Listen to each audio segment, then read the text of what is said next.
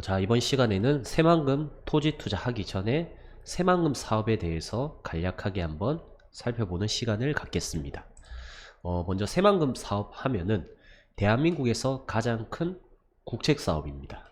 국책사업 사전적 의미를 한번 살펴보면 국가가 특별한 정책적 의지를 가지고 주도적으로 실시하는 사업이다. 그래서 국가가 책임지는 사업이 국책사업이다. 이렇게 보시면 되거든요. 그래서 보통 대한민국에서 국책사업 하면 대표적인 게 이제 최근에 이루어진 세종시가 있고요. 그 다음에 이제 11개의 혁신도시, 그 다음에 8개의 경제자유구역이 있습니다. 그리고 마지막으로 5개의 기업도시가 있거든요. 원래 6개였는데 1개가 이제 취소가 됐습니다. 그래서 5개의 기업도시가 있고, 마지막 대한민국에서 제일 큰 국책사업인 새만금 사업이 있습니다. 그래서 이 5가지 정도가 대한민국에서 대표적인 국책사업이다. 이렇게 보시면 되고요.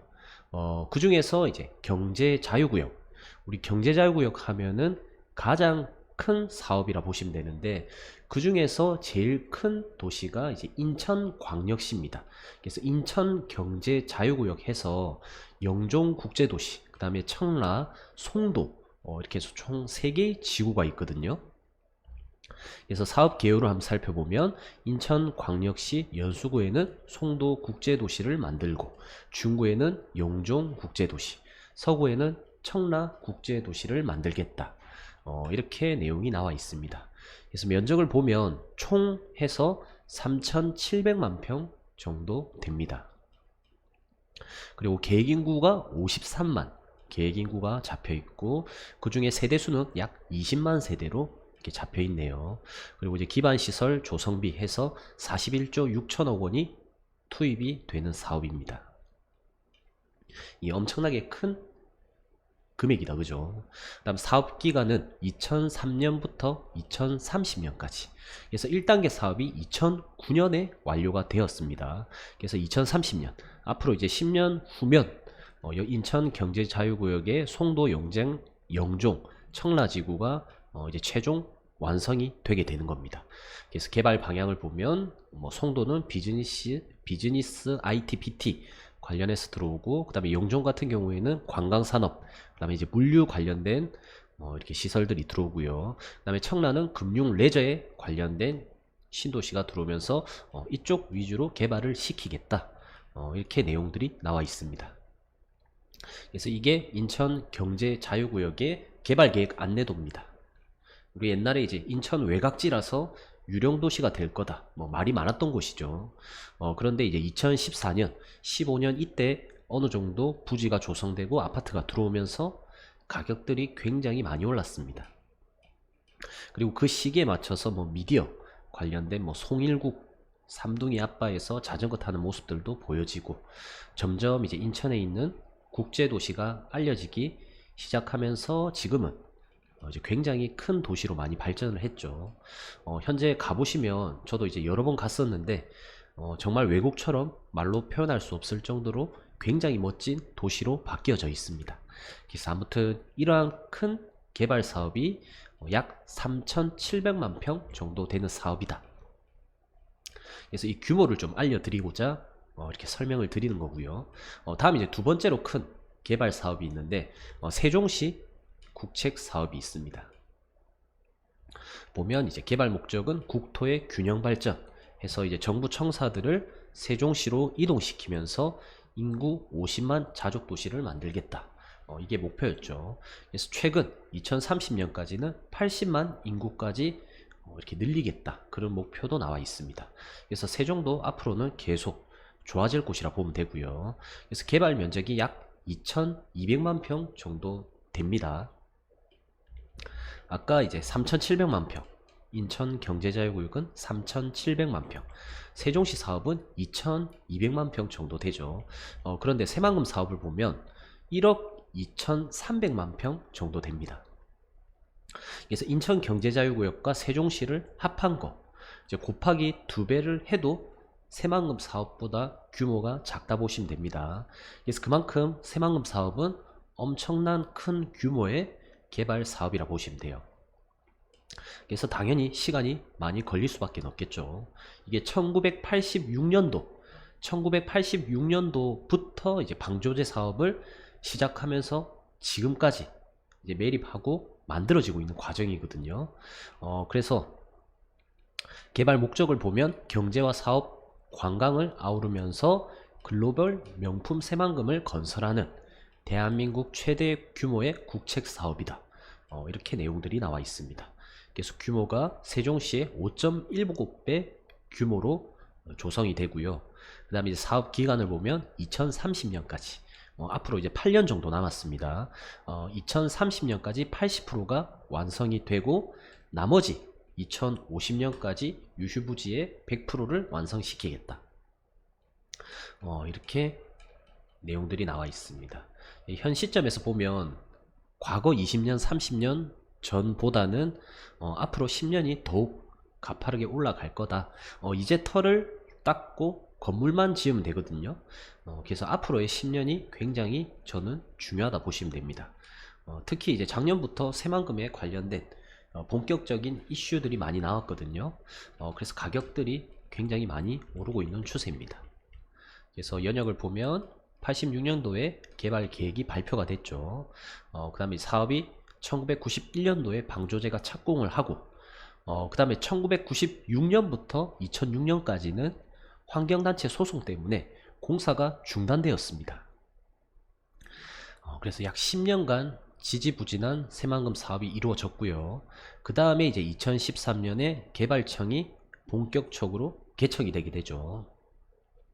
뭐 제주도 같은 경우에는 JDC 제주 자유도시 해가지고 이런 개발청과 비슷한 정부가 청사를 만들었고 그 다음에 뭐 행복도시 복합건설청에서 세종시도 이와 같은 새만금 개발청의 역할을 하는 청사가 만들어지고 나서 가파르게 사업이 빠르게 진행이 된 겁니다. 다음 2017년에 잼버리 국제대회 행사가 전라북도 부안에서 개최할 거다. 이제 폴란드와 접전 끝에 전라북도 부안 새만금 쪽에서 개최를 할 거라고 개최지 선정이 되었습니다. 그 다음 이제 세종시에 있던 새만금 개발청이 현지로 이동하게 되고 개발공사죠. 우리 아파트도 시행이 있으면 시공사가 있듯이 시공사 같은 역할을 하는 새만금 개발공사도 설립이 되고 지금은 이제 수변도시도 착공하고 예타도 이제 어떻게 보면 28일이죠. 그저께 철도 예타가 이제 면제가 되었습니다.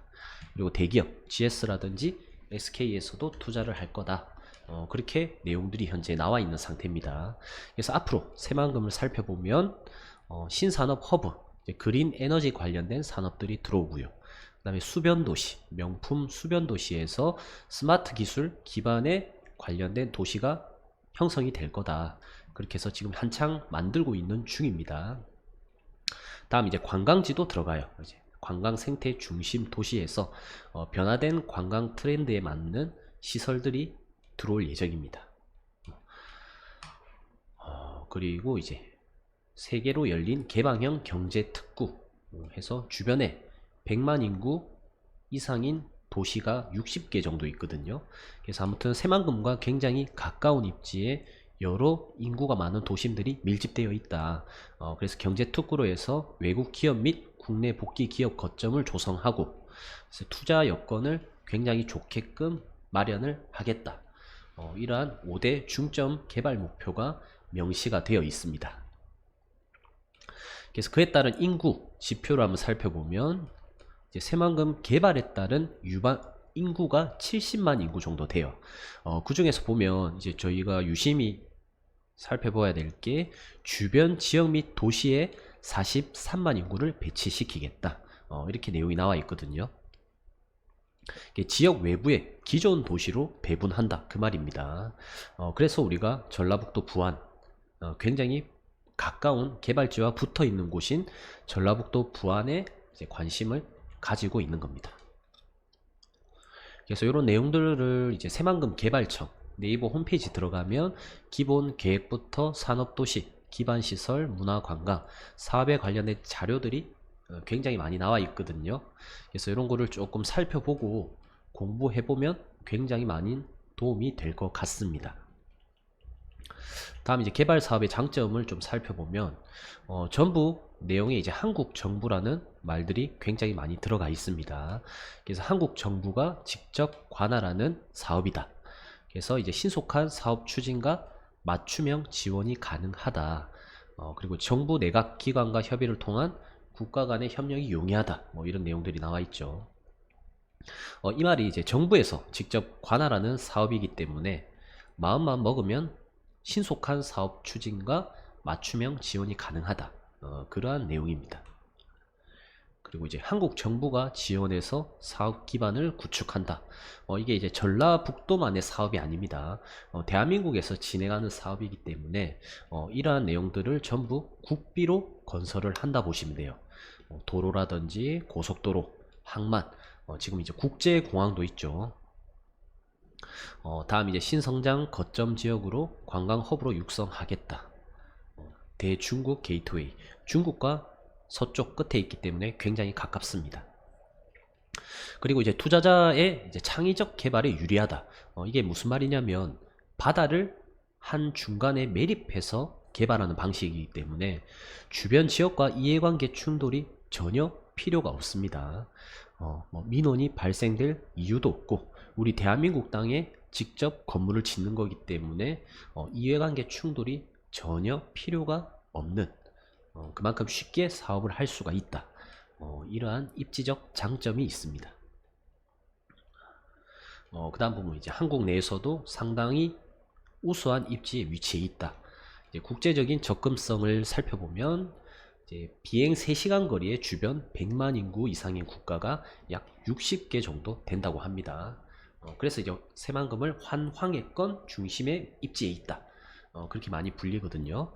그래서 이러한 개발 사업의 장점들이 워낙 많다 보니까 이제 5차 국토 종합 계획에 이 수많은 장점을 가지고 있기 때문에 대한민국 혁신도시와 새만금을 균형발전 거점 지역으로 지속적으로 추진하겠다.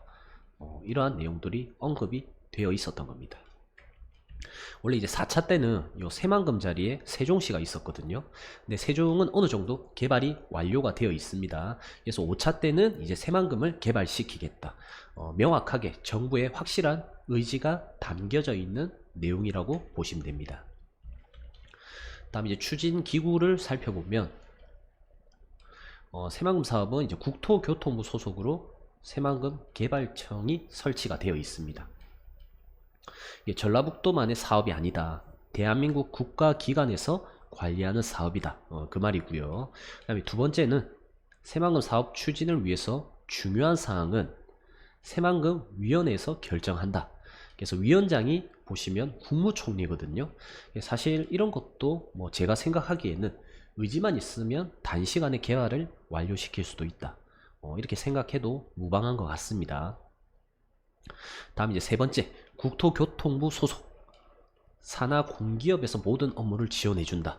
그래서 뭐 한국토지주택공사, 뭐 농림축산식품부 산하, 한국농어촌공사라든지 국가연구기관이죠. 이제 국토연구원이 업무를 지원한다. 이러한 내용들이 나와 있습니다.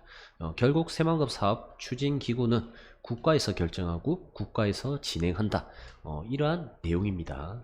그래서 이러한 내용 정도만 알고 있어도 충분히 저는 투자하기에 굉장히 많은 공부가 되지 않을까 이렇게 생각을 해보게 되었습니다.